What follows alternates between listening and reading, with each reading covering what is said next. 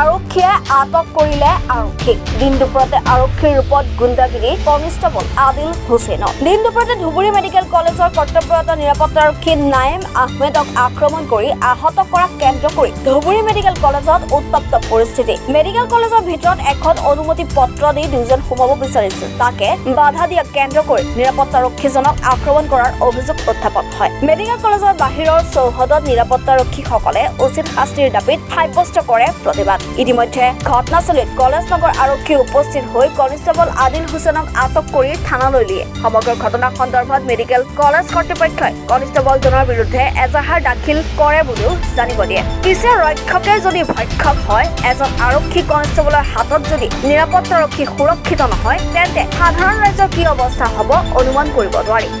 তাৰমানে মই ফিমেলত ডিউটি কৰি আছোঁ মেলত ডিউটি কৰি আছিলে মেল মেডিচিনত মই মানে তেতিয়া বহি আছিলোঁ বহি থকা সময়তে এজন মানে চিল্লাৰ শব্দ পালোঁ শব্দ পোৱাৰ পিছত মই তাতে গ'লোঁ যাইখিনি দেখোঁ তাৰ নাকৰ পৰা তেজ ওলাই আছে মানে সেই পুলিচজনে তাক মাৰিছে চিভিল ড্ৰেছত আছিল সি আমাৰ সিকিউৰিটি গাৰ্ড এটা আছিল সি তাক মানে বাধা দিয়াতে নাইম আহমেদ আছিল আৰক্ষীৰ নামটো আছিলে আদিল হুছেইন আদিল খন্দকাৰ মাৰিছে বৰ্তমানে পুলিচ লৈ গ'ল তাক আৰক্ষীজনৰ ডিউটি একচুৱেলি ইয়াতে কৰে মেডিকেলতে ডিউটি কৰে এতিয়া ডিউটি নাছিল নথকা অৱস্থাতে আছিল চিভিলতো আছিল মানে সি মানে যে গেট এটা কৰি থাকে ন অৰ্ডত সেই গেটত মানে তাৰ গুণী সৰু ৱাইফ আছিল নেকি সেইটো মানে তাক গুচাই দিছে ভিতৰত সোমাইব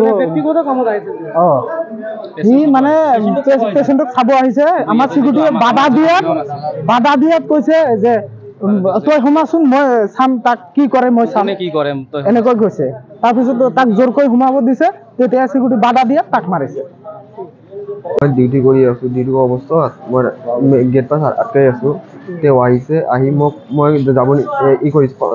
মানা কৰিছোঁ তেওঁ আহি মোক কৰিলে ধমকি দি গুচি যাব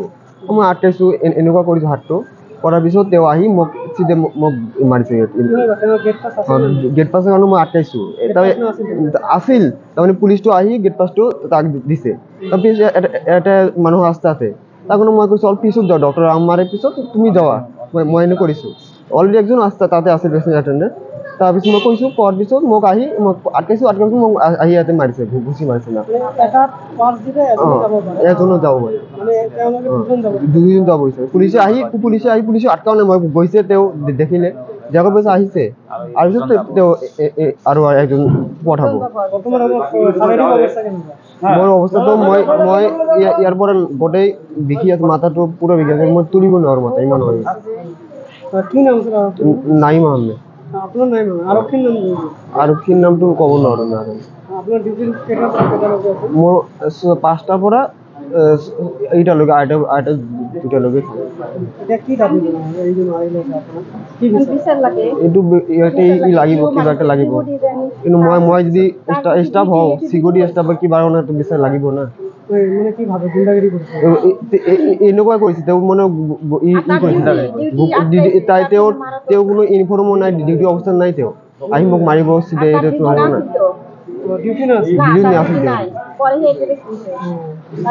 পিছত আহি আমাৰ চিকিউৰিটি যাতে ডিপ্লয় আছিল MMW